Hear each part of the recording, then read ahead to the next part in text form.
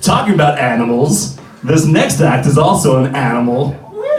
If you know what I'm saying, he's actually really good, is what I'm trying to say. I don't know what animal. What animal are you, Mike? A dog. Fiercely loyal and also has a weird penis. Please welcome to the stage, Mike.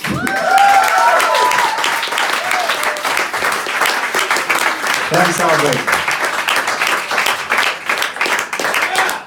How did you know about my penis? Man, them facts. 101. Cool. So, hi guys, I'm Mike. I hope you guys are having a good time. I'm gonna start off with telling you something that my grandma told me when I was a kid, before she knew me, because when you're a kid, they don't know you. So she told me that I was brought into this world to bring joy and happiness. Little did she know. But anyway, well, if I wanted to bring joy and happiness, I would probably always tend and want to be a good news doctor, you know? And then I'd get myself a bad news nurse, you know? So then that way, nobody's ever happier when you give them good news as a doctor, you know? You go like, hello, sir, it's not appendicitis. And I go, Cindy. And then she goes, it's cancer. All of that hate, not at me. I'm like the good guy. I walk out, no issues. Cindy, fucking whore, got cancer. How do I tell my kids I have a mortgage? Fucking Cindy. And I go like, it's okay, sir, it's not appendicitis. Oh, and that's a little fact of life. Recently, my family came to visit me in Salzburg, my sister and my mom.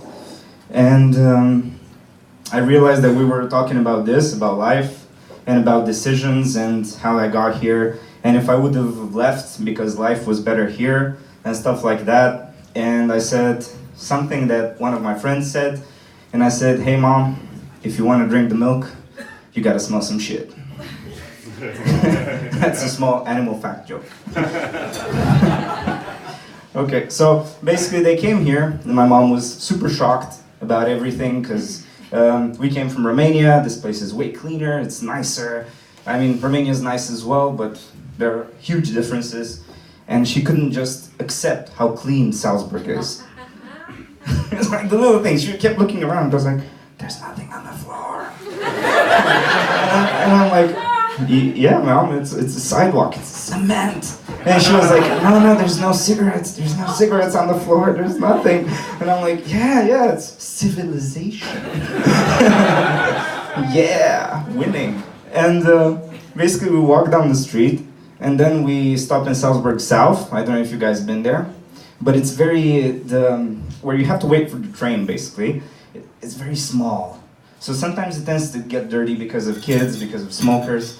And my mom basically saw a few like wrappers on the floor, and then she instantly turned in Consuela from Family Guy, and she started going, no. I clean. It was a great moment to experience, while me and my sister were sitting there looking at my mom just cleaning the city. No, I clean, no. Oh. And my mom is awesome. She wanted to prove that she knows English. She doesn't. So we went to Augustiner to have some beers. And after a few beers, she said, I will go buy dessert. I will do this for my kids. I will provide. And my sister was like, no, I'm coming with you. And I was like, just let her be. This is her moment, let her fly. Be free, mama, be free. And she went there, and there was like a really old Austrian lady, and my mom's quite old as well, so it was very nice to see two different cultures clash with both minimum understanding of English. So basically, my mom wanted 4 cupcakes of different varieties. So how the conversation went was, one, and then the lady was like, okay. So she took it there, amazing to watch, amazing. And then she was like, one, and then she realized it was a different one. And I'm like, oh. And I was like, I can't believe this is happening. This is gonna work out. And I was like, one. Basically, she took 4 of those, you know? And then I was like, okay, let's see what she does now, because we have to take this away. We can't eat it here. And then she looks at it and goes, paquet. And the lady goes, yo. And then, money spent. She got the deal and we went away. It was just amazing. And my mom, she's been teaching kids for over 35 years. So now she has like a professional defect. If she talks to us, it rarely happens. When she always goes like, oh, how's your day? How's everything, right? And then if somebody new comes over, she goes, hello, how are you? Because she shouts, because they're kids and you have to be very loud and like provide authority and stuff like this. And that was amazing because I noticed that she kept shouting everywhere and like scaring people. And at some point when she was doing this transaction with the cupcakes, it felt more like a robbery, like one, you know, like with a finger going like one. And I realized that it's not even her, it's just a work defect, right? But then you wonder, like, what other work defects are there? Are there like, are old strippers, sorry for using this, but are old strippers, you know, they go into an H&M, you know, and they go like, okay, this is a nice blouse, and then when they go into the thing, they go. I wouldn't blame them. That's like, you've been doing that for a few years now. I mean, it's just normal. You take off clothes, you gotta shake the booty, right? I mean, you're like, okay, you know, it's just the way it is, the way of life, And then my mom saw that there are beautiful churches everywhere. Of course, bigger than ours. Always comparison. I don't know why. It was like, oh, this is so nice and so big. And I'm like, at some point, are you wanting something, Mom?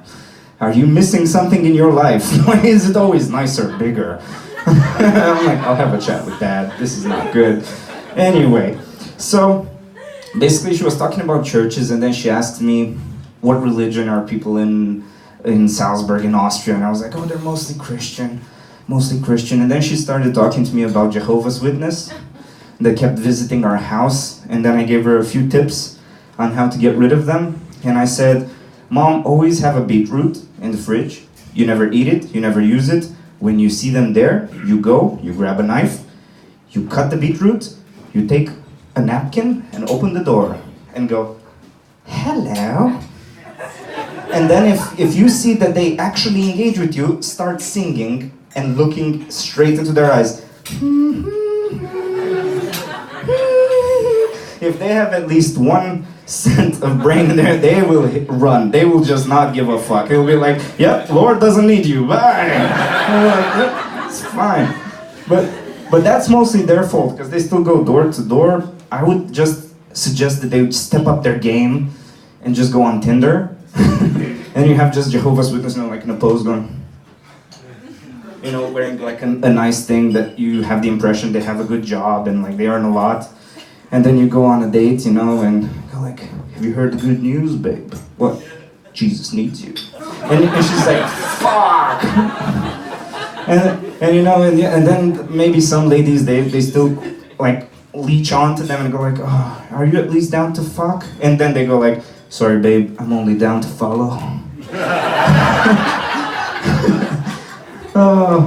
But yeah, so religion. And then I took my mom to the airport, and that was, again, I could talk hours about that. It was just so much shit that could happened. Because of course my mom tried to pass with grapes and water for the security, and of course, das ist nicht okay! What? And then, you know, start explaining it in Romanian, slowly and loud. Yeah, okay! And I was like, no. And that didn't translate well. But after they left, I came from Munich back on the train, and as I was watching some Netflix on my phone, it died. Because I didn't pay attention to the battery level, I just didn't care, I was just enjoying my show, and I was like, fuck. And then I got the most amazing things in the world. Superpowers. Yeah, instantly, my ears started going like, and hearing people around me. Seeing that I'm not alone on the train. There were other people there. For the first time, I could smell new smells. I'm like, Chanel, shit, oh boy, you need a wash. And other stuff like this that I didn't experience before. So I was like, oh, I even forgot what it's like to travel without a phone. And as amazing as that is, you know, you start to like, your brain keeps skipping a beat. You look outside the window, your imagination flies off, and you go like, wow, those hills are beautiful. Maybe they are filled with the sound of music. Who knows, you know, but your brain keeps doing that. And then you see, of course, where there are superheroes, the villains. Yes, the people who come there for conversation. On trains. Crazy people, you know, they just look at you while everybody's zombifying on their phones, and they're like, cat pic, dick pic, like, you know, but everybody's doing that, you know, you see these people, they're like lurking, you know, not doing anything, maybe just sitting like this. Oh, hello, you look lonely, care to talk? And you're like, no. I was like, this was a mistake, my phone died, you know? And then you do what you can normally do, you just listen to them, you go like, and then you go like, and that's never unpolite, you're just tired. You had a long trip. Who can blame you, you know? You're like, the poor little guy, he's tired. He's like, I'm like, It's the polite way of saying, fuck off. Anyway. And I realized, while I was paying attention to everything that happened to me for about an hour, not wanting to pay attention, that actually old people gossip sounds the same in every language, which is crazy, you know? I was like, und Hendrik, und das Scheiße heute. And I'm like, oh, I can understand what's going on, right? And then every time, although they speak in their own little corner, right? Nobody can hear it. Then they start whispering to each other as well. Like it would make sense. I'm not even following what's going on. But like, and then they look at you and they're like, it's the same everywhere. I swear to God. In Romania, it's so effective that instead of using like cameras for security, we just put an old lady in the corner, and she knows everything. Like. Fuck pixels, like cameras, like, was the camera HD? Did it record sound? And I'm like, one moment. Auntie Anya, come here. And then she goes, yeah. And I'm like, he was wearing a blue shirt, he was about 2 meters tall, his eyes were blue, he had a really French accent, and he liked to listen to Dr. Dre. And I'm like, there you go. Maybe that should be applied everywhere, like babushka system. Get your old person out, put it in the corner. Oh. Anyway, guys, I guess that was my time. I'm Mike, stay awesome, and enjoy your night.